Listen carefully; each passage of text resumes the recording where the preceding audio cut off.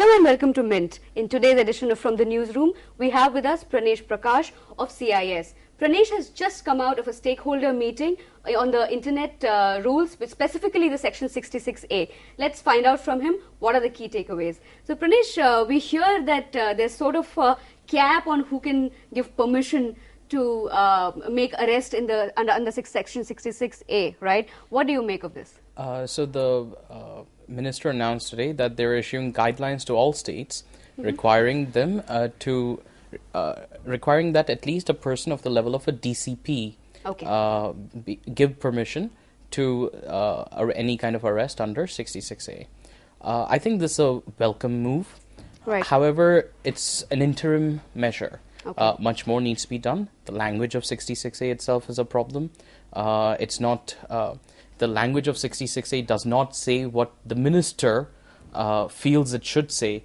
And so if that kind of clarity was brought about, I think it would be wonderful. 66AC is still, in my opinion, unconstitutional. Let's just talk about this permission, right? He said that anybody who's not below the rank of a deputy commissioner of police, right, and inspector general in metros can give permission. So do you think that that will, to a certain extent, avoid frivolous complaints? So at least we'll see 80 to 90% of frivolous complaints, or what we saw in Bombay happening to the Facebook post, get eliminated. I think it will help to a great extent, because such an officer will have to pass a reasoned order stating the reasons why this is being allowed or not. Right.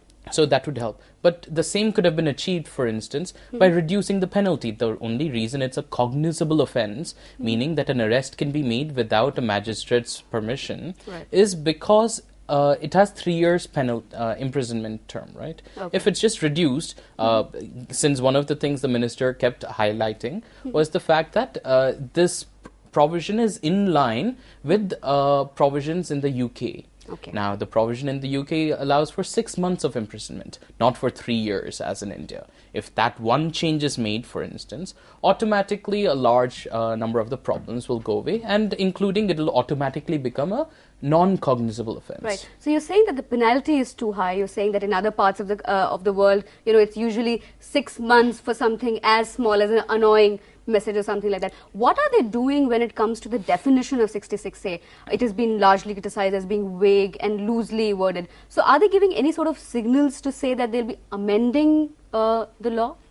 So far, there are no such signals, but the minister has proven himself very open to dialogue on this and said, let's look at evidence. Let's see how these guidelines hold, and let's see how it proceeds, which I think is a very fair point. Right. There were also some discussion on intermediary guidelines, Indeed. I am told, right, which is in the past created a lot of controversy. So what has happened on that? Can you just tell us? If anything, the intermediary guidelines are even worse than Section 66A of the IT Act. At least under 66A, there's a requirement that the police is involved, the court is involved, it becomes a public affair. Content is only removed once these kinds of checks and balances. You have to go through them. Only once those are fulfilled is the content removed. Under the intermediary guidelines rules, content is removed based on mere complaint, and the person whose content is being removed is not even required under the rules to be told about it. The public doesn't know. Fraudulent complaints don't get penalized. We sent multiple fraudulent complaints to different kinds of intermediaries. We are not penalized for it, as we should well be.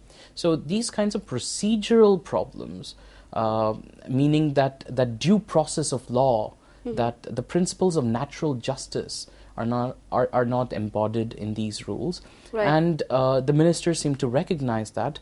I'm very glad that he saw the problems immediately as they were being raised, unlike the situation in the Department of Information Technology in the past, because we've been raising these problems from February 2011 onwards with regard to these specific rules. Right. But the moment the minister heard it, he saw that there were grave procedural flaws. He has promised to fix them as well. Right. So you are optimistic at least on intermediary guidelines and some bit of Section 66A. I am. I also wanted to ask you that, what do you think make of this engagement which is happening with the industry?